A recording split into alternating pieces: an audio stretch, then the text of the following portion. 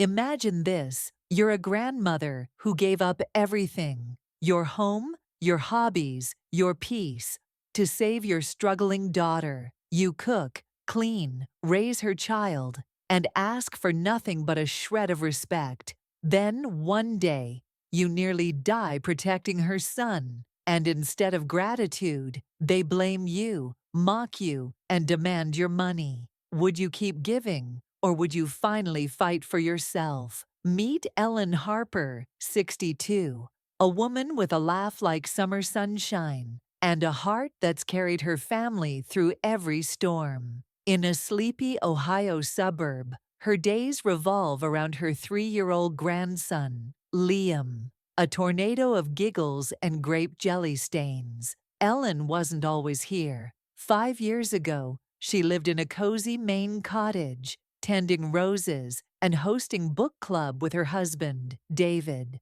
Life was simple: morning walks, evening jazz, and dreams of retiring to Santa Fe. But then her daughter, Sarah, called, voice breaking. "Mom, I'm drowning. Mike's working nonstop.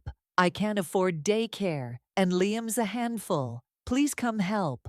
Ellen didn't hesitate. She packed a suitcase, kissed David goodbye, despite his warnings, and moved into Sarah's chaotic Cincinnati home. For 5 years, Ellen's been their lifeline. She wakes at dawn to mash Liam's bananas, scrubs Mike's work shirts with special detergent, and cooks 2 dinners, spicy for Sarah, bland for Mike. When their car broke down, Ellen dipped into her savings. When Liam needed doctor visits, she paid. She's raised him like her own, from first steps to first words, without a single day off. No thank you, no rest, just the unspoken rule that this is her place. Sarah's a paralegal with a shaky job. Mike's a sales rep, always on the road. They lean on Ellen like she's a permanent fixture, not a person. One chilly October morning, Ellen pushes Liam's stroller through a Kroger parking lot, his tiny hands clutching a bag of goldfish she promised he could open later. The air smells of fallen leaves and coffee from her thermos. She's humming "Hey Jude," planning to bake Liam's favorite pumpkin muffins. Then tires screech. A black pickup truck barrels through a red light, straight for them. Ellen's heart lurches. Time slows. She throws herself over Liam, her body a shield, as the truck clips the stroller and sends her crashing to the asphalt. Pain explodes in her back. Her skin burns where it scrapes the pavement. But Liam's safe, just a scratch on his cheek. Blood pools under Ellen. Her vision swims, but she whispers, "You're okay, buddy. Grandma's got you." Paramedics swarm, lifting her onto a gurney. As they wheel her away, a question claws at her. Is this all I am to them? A sacrifice? In the ER, Ellen lies on a gurney, pain stabbing her ribs like hot knives. Her back throbs, her arms are scraped raw, and blood seeps through her torn sweater. She's dizzy, struggling to breathe, but all she can think is Liam's safe. Then the door slams open. Maureen Carter, Mike's mother and Liam's other grandmother, storms in, her face twisted with rage. "No, are you okay? No, thank God you saved him." Just a voice like a whip.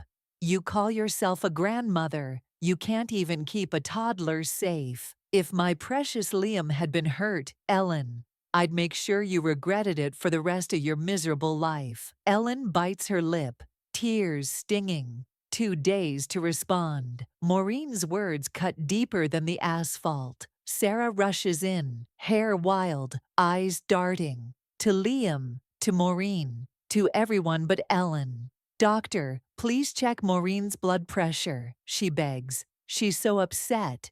Not a glance at her mother, not a word of comfort. Ellen's jaw clenches, pain radiating from her body and heart. "I gave up everything for them." 5 years ago, Sarah's tearful call pulled Ellen from her life. She left David, her garden, her friends to become their cook, cleaner, and nanny. She's paid their electric bill, bought Liam's diapers, and endured Maureen's snide remarks about her meddling. Now, as she lies bleeding, they blame her. A nurse sprints over, thrusting a surgical consent form at Sarah. "It's not the boy, it's your mom. Deep wound, massive blood loss. Sign this. We're operating now." Sarah freezes, clutching Liam's hand. But Liam's just scratched. Who's bleeding? Maureen, sitting on a bench with Liam on her lap, scoffs. "Oh, please, she's faking it to dodge responsibility." Always so dramatic, isn't she, Sarah? Sarah hesitates, then mutters, "Just get her treated. We'll deal with it later." Ellen's wheeled to the OR, anesthesia pulling her under like a cold, dark tide. As she fades, one thought burns. Maybe it's time I stop living for them. Ellen wakes in a hospital room, leg immobilized in a splint, throat raw as sandpaper. The woman in the next bed, Carla, a warm-eyed teacher in her 40s, offers a gentle smile. "You're tough. My mom was out for days after a surgery like that." Ellen rasps, "Where's Sarah?" Carla frowns. "She's with her mother-in-law, picking up meds for her blood pressure." Ellen's heart sinks. Even now, she's invisible. A nurse adjusts her bed, chirping, "Just a minor fracture, some abrasions, and blood loss. 10 days, and you'll be good as new." Ellen nods, her mind racing. Sarah's job is unstable, Mike's always gone, and Liam's a clingy toddler. "I have to heal fast. They need me." But then Maureen's voice slices through the hallway.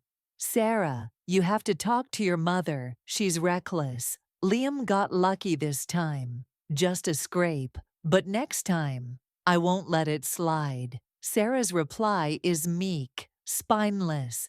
"Yes, Maureen. I'll make sure she's more careful." Maureen's tone sharpens. And with Ellen laid up, who's handling the housework? Mike's swamped, and I'm not babysitting her. She better heal quick.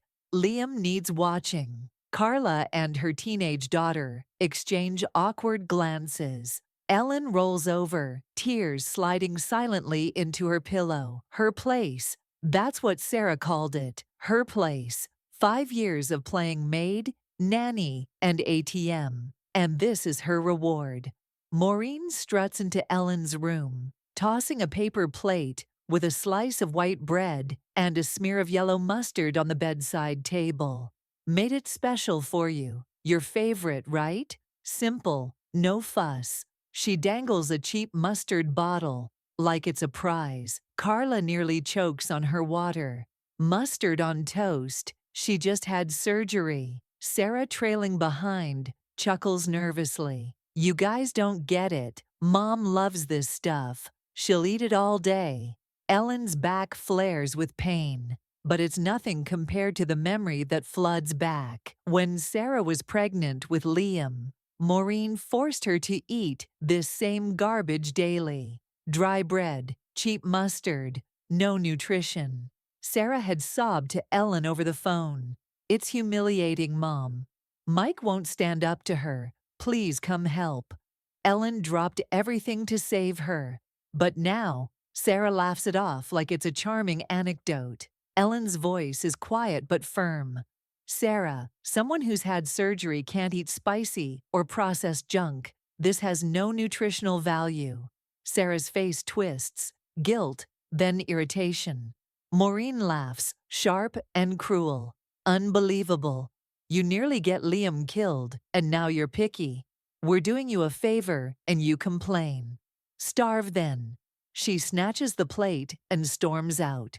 Mike walks in, dropping a stack of papers with a thud. "Ellen, hospital bills, $9,200 so far. We've covered it, but you're paying me back. I told the nurses all future costs go to you. You don't want people thinking you're mooching off your son-in-law, right?" He leaves without a glance. Sarah lingers, eyes flashing.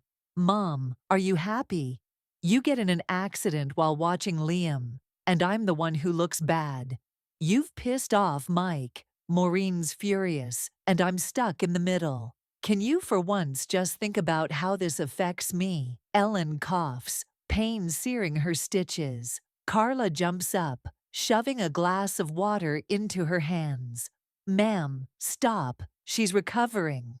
You want her to tear something open. Ellen sips, trembling, then locks eyes with Sarah. You're always asking me to think of you. Have you ever thought of me? I gave up my life for you. Moved here, left Dad, left everything. I washed Mike's shirts by hand, used special detergent for Liam's clothes, cooked separate meals because you like spicy, and he doesn't. I raised your son for 5 years, Sarah. I never got to sit with a coffee, never got a thank you. I took Liam shopping because I couldn't leave him alone. Not even for a second. You're his mother, but I've been living like I am. Sarah rubs her temples, frustration boiling. Okay, I get it. You're tired. But I'm stuck in the middle, Mom. Can't you see that? Her phone rings. She answers, voice low but audible. I'm sending the money now, Mike. I'm coming. Parking lot. She hangs up, turning to Ellen. Mom, if you don't want me divorced and raising Liam alone, pay Mike back. We're barely scraping by. Your money's coming to us eventually, right? Ellen's grip tightens on the glass. In a flash, she hurls it. Water splashes Sarah's face. Get out. Get the hell out. Sarah wipes her cheek, stunned. What's wrong with you? Are you insane? Ellen's voice shakes, but doesn't break. Maybe I'm insane for letting you walk all over me for 5 years, for hoping you'd care. She grabs the bedside phone, dialing the one number she knows by heart. David, it's me. Come get me. Take me home. You were right about staying here. I should have listened. Sarah lunges for the phone. Mom, this is your home. What about Liam? In the scuffle, Ellen hits speaker. David's voice booms through the room. Sarah, you swore you'd make it on your own when you married that guy. Your mom gave up everything for you, and you've stripped her of every ounce of dignity. What the hell did you do? Sarah's eyes widen, but she says nothing, frozen in the weight of his words. The next morning, David calls to confirm he and their nephew Tyler will pick Ellen up at sunrise. Ellen's stomach growls, hunger cutting through the emotional fog. Carla, hearing it, chuckles and offers to grab food with her mom. When they leave, the room falls silent until Sarah yanks the curtain shut and drops to her knees beside Ellen's bed. Mom, my job's shaky. Mike makes more, but half goes to Maureen's meds and her rent. If you leave, what about Liam? What about me? How can you watch me struggle alone in this city? Tears stream down her face. But Ellen's heard this script before. It's the same plea that pulled her to Ohio 5 years ago. The same one that kept her scrubbing floors and soothing tantrums while Sarah and Mike live their lives. Ellen turns away, voice steady. Sarah, if you still see me as your mother, go home and pack my things. When Dad arrives tomorrow, I'm leaving. Maybe one day when my back heals, I'll lose my mind and come back to be your maid again. But right now, I'm going home. Dad and I have been apart for 5 years because of you. Sarah freezes, tears suspended like they've been stunned by Ellen's resolve. You're really leaving after I begged you like this? Ellen nods, unflinching. Sarah's voice hardens, her desperation turning cold. Then leave your pension card behind. I'm struggling in a city I barely know. On a salary that's nothing. Give me the card, and I'll let you go. Ellen's throat closes. Her daughter, the girl she raised to be kind, to work hard, to stand tall, is bargaining her freedom for a piece of plastic. She'd put Sarah through college, sent her money monthly, softened when Sarah showed up pregnant in her sophomore year. No explanation, just tears. Ellen had swallowed Maureen's insults, calling Sarah a disgrace, who ruined Mike's future. She'd told herself Sarah was lost, that she was her safety net. But now, Sarah stands here, not asking about Ellen's pain, just demanding her money. Is this the daughter I raised? Ellen hands over the pension card, saying nothing. Sarah's face lights up like she's won the lottery. Mom, I knew you'd come through. So I'm only a good mother if I pay her, Ellen thinks. Within 2 hours, Sarah packs Ellen's belongings into a suitcase, tossing in a bottle of water and a protein bar like she's doing her a favor. She shuts the hospital door without a word, leaving Ellen alone. The truth crystallizes. Ellen never wanted gratitude, just respect. But Sarah took every drop of love and patience and left her dry. In Tyler's car, the hospital shrinks in the rearview mirror. Ellen feels it, a spark of freedom. Back in Maine, David cooks her hearty meals, roasted salmon, creamy potato soup, and hires a physical therapist for her back and leg. Within weeks, she's walking, slow but steady. One afternoon, pacing the living room for exercise, David watches her, eyes glistening. Anna, we're getting old. Wherever we go now, we go together. Ellen's throat tightens. You were right. I couldn't let Sarah go, but I'm done now. Remember Santa Fe? You wanted to retire there. Let's make it home. David blinks, stunned. You mean it? Even Liam. Ellen's voice is firm. Maureen made it clear, Liam's their family. And Sarah, she's an adult. It's time she learns to live like one. They open a new retirement account, canceling the old pension card. The doctor clears Ellen's recovery, and they book flights to Santa Fe. Friends help them buy a small adobe-style house with a sunny yard. They plant lavender and sage, hang a clothesline, and bike desert trails under wide, clean skies. At a neighborhood potluck, Ellen bites into a homemade tamale, surrounded by laughter and warmth. This is who I was, she thinks. Someone who lived, not just survived. Then the storm returns. Sarah's TikTok goes viral. A shaky video shows her in a dim, moldy apartment, Liam crying in the background. Photos of Ellen and David hiking in Santa Fe flash over it, captioned, "While my parents live it up, my son and I starve in a rotting house." The comments section explodes. Heartless parents. How could they abandon their grandson? A local craft vendor's video of Ellen weaving beaded bracelets at a Santa Fe market fuels the fire. That's the same grandma. Her daughter's homeless. Mike piles on, posting Ellen's hospital bill with her name in bold. I paid for her surgery. They took everything, and now our marriage is crumbling because of them. Ellen and David stand outside a Santa Fe train station, each rolling a suitcase, the cold biting their skin. They exchange a tired, bitter laugh.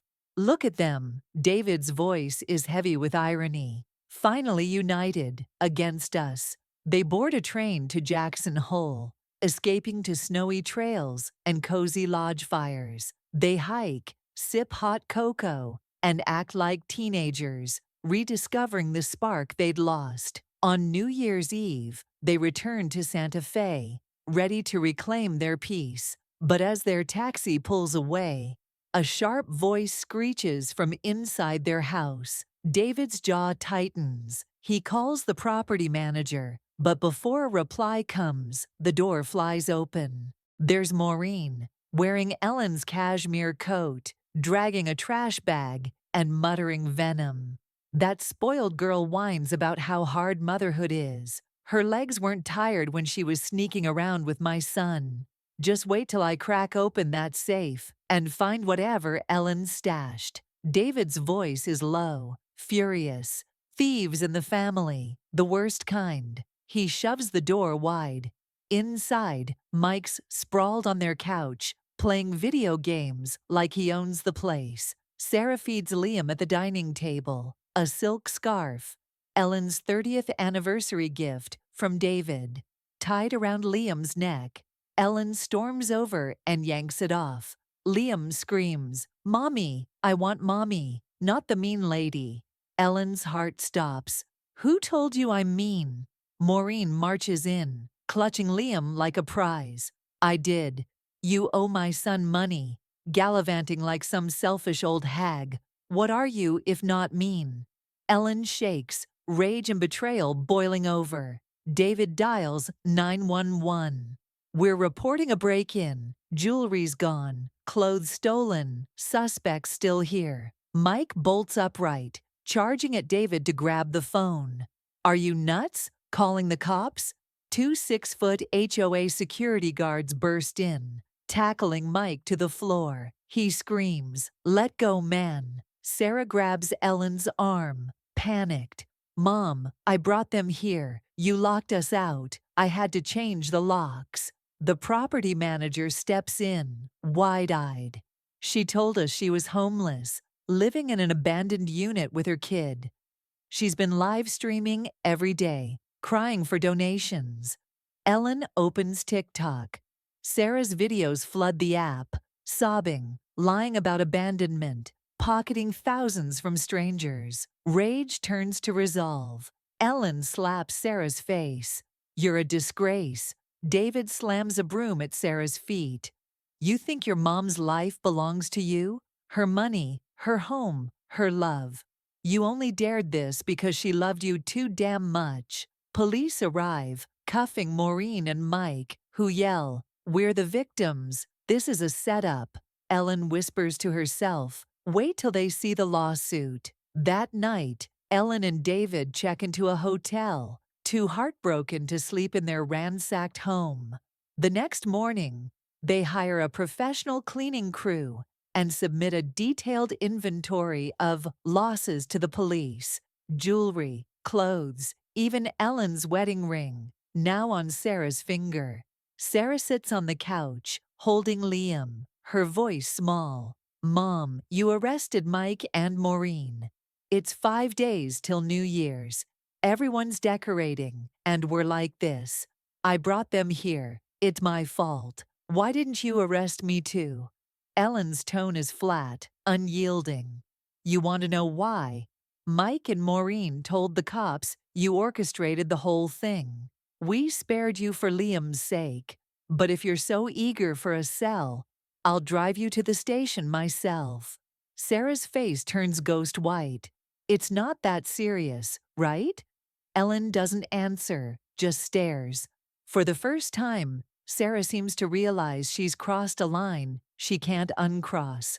Ellen opens her phone and uploads a TikTok video. "Hi, I'm Ellen Harper. You've seen videos painting me as a heartless mother who abandoned her daughter and grandson. Today I'm setting the record straight." Her voice is calm, but every word lands like a hammer. She recounts everything: paying for Sarah's college, supporting her after she showed up pregnant, moving to Ohio, the accident, the hospital betrayal, the break-in. "We gave her everything. She repaid us with lies, theft, and public slander. My husband and I no longer recognize Sarah as our daughter. Parents are not ATMs. Love does not mean endless exploitation." The video spreads like wildfire. Sarah's account is banned. Comments turn vicious, calling her a fraud, a parasite.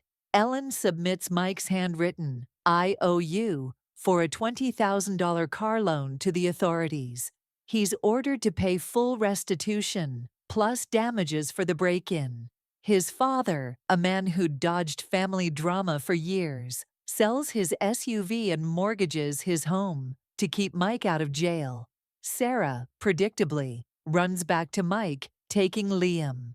At their gate, she hurls one last threat: "When you're old and dying, don't expect me to care. You'll regret this." Ellen and David don't flinch. They've learned that cutting ties isn't a speech, It's the moment you stop responding to venom. But the harassment doesn't stop. Ellen's phone buzzes with lewd texts, obscene photos, and threatening voicemails from unknown numbers. Police trace them to Mike City.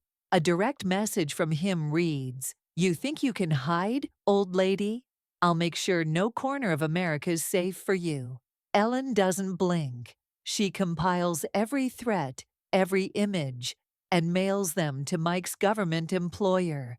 Attaching the police report, she finds their anonymous HR email and sends the file again.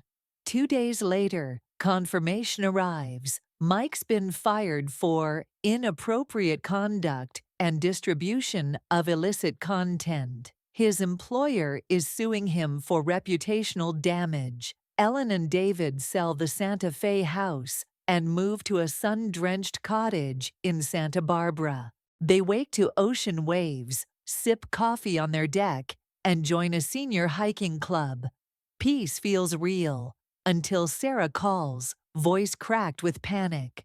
"Mom, Mike's fired. Maureen had a stroke. We've lost the house, the car, everything. Are you really going to watch us fall apart?" Ellen doesn't speak. David hangs up, and they change their numbers. They relocate to a quiet mountain town in Colorado, surrounded by retired neighbors who value stillness. At a community tea circle, the host asks each person to write a blessing for their future self. Ellen's pen moves steadily. "May you never lose yourself for someone else." David looks over, smiling. "Are you free now?" She nods, eyes bright. Deeply, completely free. They never speak of Sarah again. Ellen's learned that not all blood ties are worth keeping, and not every title, like mother, should weigh you down forever. Her days are filled with small joys, biking through pine forests, baking bread with David, laughing with neighbors over backyard fires. She's not just surviving, she's living fully for the first time in years. This is Ellen's story, a woman who gave her all, only to learn that love doesn't mean sacrifice forever.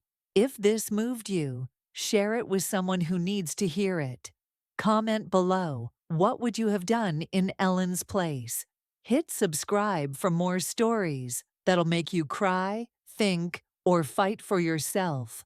Let's spread truth together.